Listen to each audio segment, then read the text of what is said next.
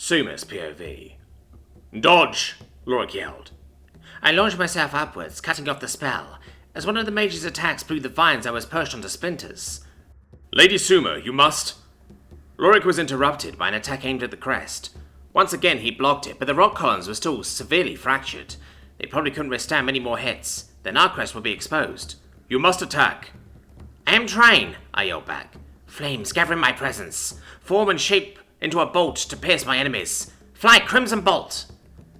I finally was able to cast a spell, and launched an attack of my own, which the enemy promptly dodged without much effort. Fly, Crimson Bolt! I yelled again, and launched a second attack. This one was closer, but he still evaded it. Suddenly a sound like thunder echoed in the distance. Our team had begun its own attack. Riek, I shouted. I think that was Jake's attack. We don't need to win. What are you talking about? Another interception, but not a perfect one. 2 of the attacks got through this time. Riek couldn't catch as many now that he was nearly out of vines. Every one of that mage's attacks spurned scores of them, and once destroyed, Riek couldn't use them again.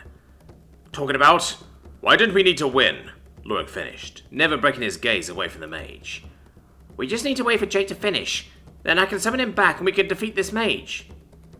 I do not believe we'll be able to do that, Lady Suma. At the very least, we won't have a crest long enough to try it. Fly, Crimson Bolt! I launched another attack. This one clipped his wings. He was singed but still flying. I did it! I called out excitedly. Lady Suma, you rely too much on your familiar. We can do this without him. Just as he said that, the mage began a dive. He was aiming straight at the crest columns. Fly, Crimson... Before I could finish, Riek's familiar suddenly appeared and attacked the mage with some kind of liquid from his mouth. It was camouflaged in a patch of grass waiting for its moment. Ah! The mage cried out and started flapping wildly, quickly losing altitude. He landed on the ground, still flapping and yelling. What was that spray? I asked, landing beside Riek. A powerful liquid that causes those affected by it to see strange visions, he said, as he watched the mage flap around on the ground. Get away! Get away! He yelled. Will he be okay? I asked, concerned. Yes. The visions will soon stop, and if we heal him, they will be over even sooner, but we should restrain him first somehow, Riek stated. I will do it. You should try to replace the vines you lost, I suggested. Riek agreed, and flew to the nearest bundle of them.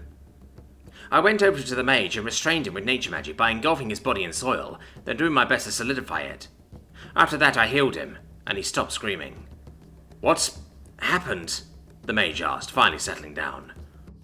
You lost, Riek answered as he landed, having finished replacing his vines. The mage sighed. Well, perhaps once my mind is fully cleared, I'll be able to try again. Truthfully, he did not seem as upset as I assumed he was going to be. You are a strong opponent, Riek said. Thank you, but if that's what you think, I fear I may not get my chance to try again. And why is that? I asked. Because I am the only member of my team who wanted to attack. All of the others decided the best way to win was to guard the crest. So your whole team is still at your crest location? I asked. Indeed. Your other teammate and Sentinel have no... He was cut off by another crack of thunder in the distance, this time even louder. I flew up to try and get a better view, and what I saw made no sense.